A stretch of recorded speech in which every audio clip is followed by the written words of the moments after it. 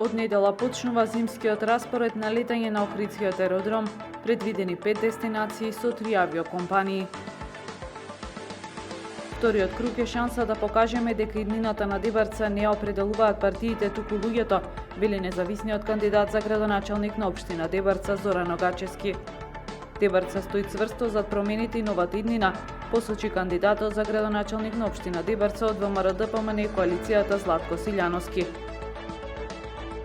Во недела ќе се одржи настанот Петка Надеж со цел подигнување на свеста за потребата од рано откривање на ракот на дојката и континуираната и постојана контрола. Хорот Акордис при Црвен крст Охрид отворен за прием на нови членови. Времето утре променливо облачно со повремен дожд, температура во интервал од 11 до 19 степени. Следевте една минута вести на Охрид Ньюс.